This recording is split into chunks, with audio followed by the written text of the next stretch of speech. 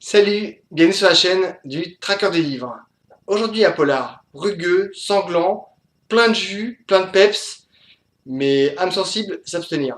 Aimer et laisser mourir de Jacques-Olivier Bosco aux éditions Pocket Thriller. C'est celui qui avait fait Brutal, pour lequel j'avais eu un vrai coup de cœur parce que j'aimais un personnage qu'il a créé que j'ai trouvé absolument génial.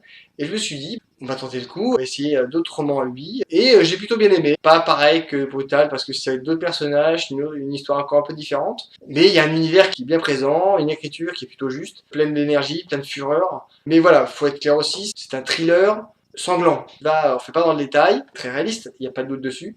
Autant sur ce qui s'y passe que, voilà, âme sensible s'abstenir, c'est un roman pour les grandes personnes. Lui, c'est Lucas, appelé le maudit. Son travail s'y sert pour le compte des différents cartels de Colombie. Elle, c'est Amanda, call girl de luxe. Elle s'est hissée à ce niveau en travaillant son esprit tout autant que son corps.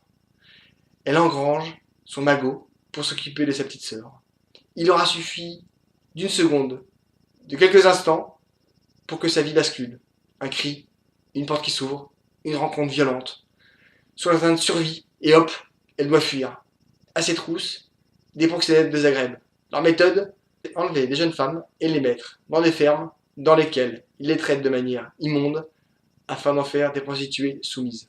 L'aîné, qui s'occupe de la mafia de Zagreb, doit retrouver Amanda pour vengeance. Il enlève sa sœur aussi sec. Amanda n'a plus qu'une option. Tout tenter, tout essayer pour la retrouver et la sauver de l'enfer.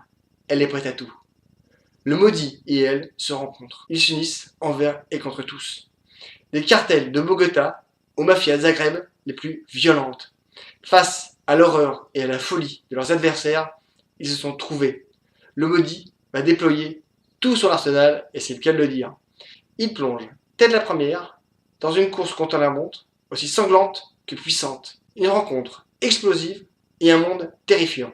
C'est vraiment un récit qui vous prend les tripes et qui vous prend bien la tête parce que ça décrit aussi bien un monde. On sait qu'il existe aujourd'hui, mais le fait de bien le décrire, ça vous remet les idées en place. Ce qui est aussi intéressant avec cet auteur-là, c'est qu'il utilise aussi des méthodes qui sont sympas, des surnoms pour les bandits. Ça rappelle un petit peu les anciennes gloires du grand banditisme français, c'est des Lazardines, enfin ce genre de trucs. Ça donne un petit truc en plus au récit. C'est des personnages qui sont très forts, très importants, dans un univers ultra violent, mais avec une vraie narration, un vrai style, un vrai rythme qui fait qu'on lit le livre rapidement parce qu'on veut savoir ce qui se passe. C'est un vrai thriller, un vrai suspense, c'est haletant, à dévorer, comme des chouquettes, sans modération. Likez, commandez, partagez, parlez-en autour de vous, abonnez-vous, à bientôt, au revoir.